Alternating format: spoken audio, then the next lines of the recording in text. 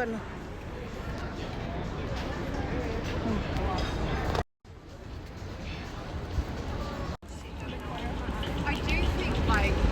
बाबा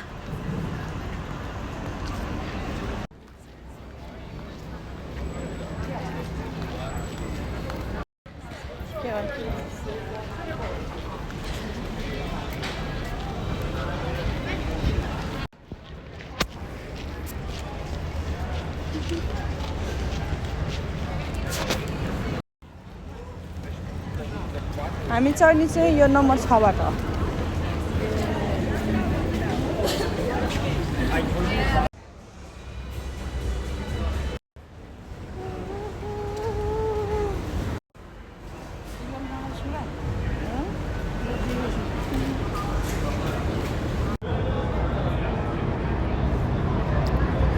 एनआरएमको रहेछ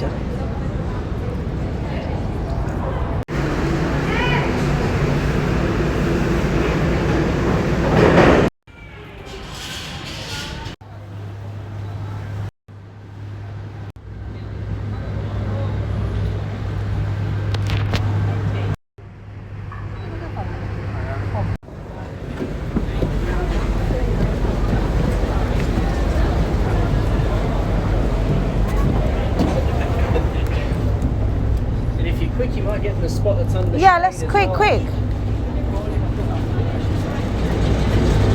L हेर्नु मजाले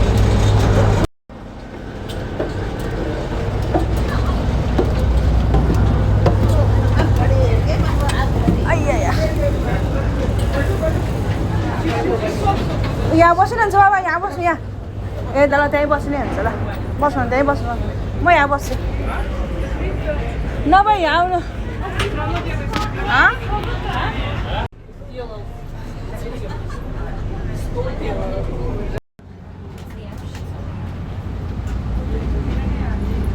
Some refreshments, in particular a soft drink or something a little bit stronger if you would desire.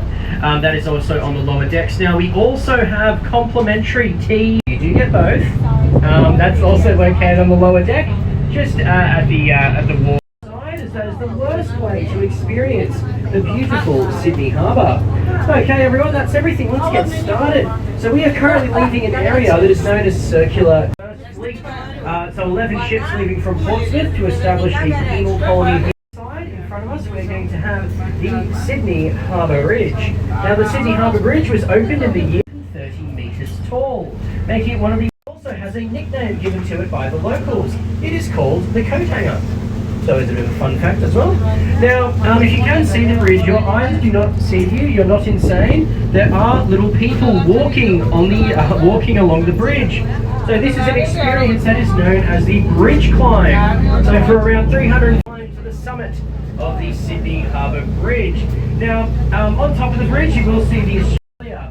All right, now on the right-hand side, everyone, you are going to see the most popular tourist destination in all of Sydney. This is the Sydney Opera House. Now, this was opened in 19... I will attempt to pronounce his name. His name was Jan Utzon. So he decided. Now, the building the Opera House was a big challenge. Now, originally, it was only supposed to take 4 years to build, but it ended up taking 14, and it was only supposed to cost 7 money. Now, as a result of this debacle, the New South Wales government simply stopped paying Jan Utzon in 1966, which actually forfeited. Now, the Opera House itself has over 1 million custom-made. Marry me. Self-sufficient in food, as they did not want it, and it resulted in the near starvation of the first colony. It wasn't until the arrival of the second fleet in 1790 that they were actually self-sufficient. Now, when Sydney became self-sufficient in food during the early 19th century, this land in 1816 was converted into the Royal Botanical Gardens, making it one of Australia's oldest and most important scientific institutions. Now, a great thing about the Botanical Gardens is free to enter. So, marry me. A lot of people are looking for cheap things to do in Sydney. I would recommend in the evening. Also on the right, you're going to see what is known as the island. Alrighty, now for those of us who are not taking photos, just on the right hand side, So Mrs. Macquarie's chair was named after the wife of England, apparently feeling very sorry for herself, so she was very, very homesick. So she sat there so often they made a plaque to commemorate her. Now, a lot of people like to take photos at Mrs. Macquarie's chair of the beautiful Sydney Harbour with the Opera House and Harbour Bridge. These yellow buoys help delineate where the naval waters begin. And so you're not going to find any civilian vessels on the right-hand side there. So this naval base was rapidly expanded during the Second World War. Practice the Navy was not very fond of. So after lots of back and forth, the cruise line industry made a proposal to the Navy. They said, you know what? Instead of all this complicated sharing, how about we completely remove the naval base and replace the worst convicts were kept here in Sydney. Many of them being unable ships, which arrived unannounced in the year of 1839. And that caused the British to be intimidated. Elizabeth Bay, and in front of us is an area called Darling Point. Both of these were named after Elizabeth Darling. She was the wife of one of the first Governor-Generals here in Sydney. This region actually hosted a lot of the sailing competitions that happened during the 2000 Summer Olympics. Now, what you're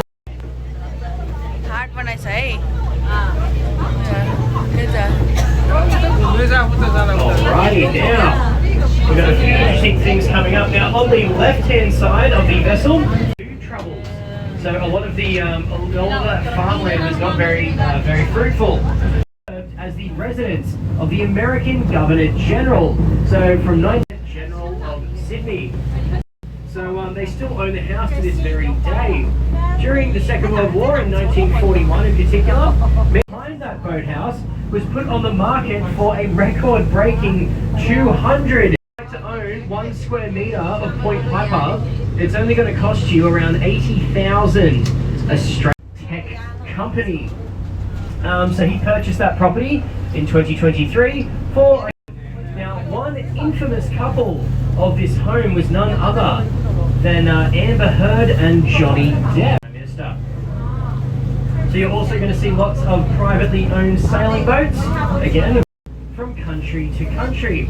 And this Sydney Harbour. Now, and you can, it's really, really nice. You got like a nice gazebo, you can have a nice picnic. I think there's bathrooms on there as well. And of course, stunning views. Sailed over to Australia, I think around Lieutenant Bradley was one of the officers on a Bradley's Head amphitheatre. So the Bradley's Head amphitheatre is probably one of the most popular places in all of Sydney.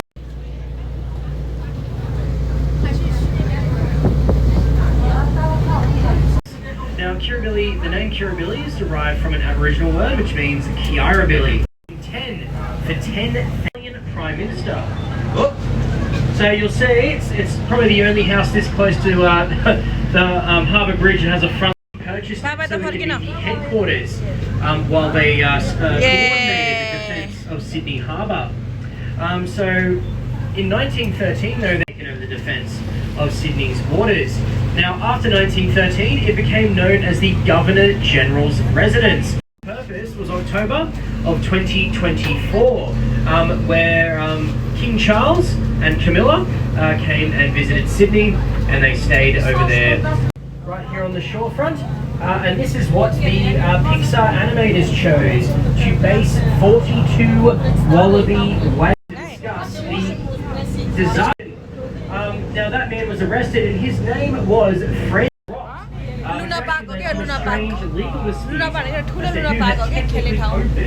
The Sydney Harbour Bridge. Was it Francis de Groot or Premier Jack Lang? Now, does everyone familiar with Crocodile Dundee?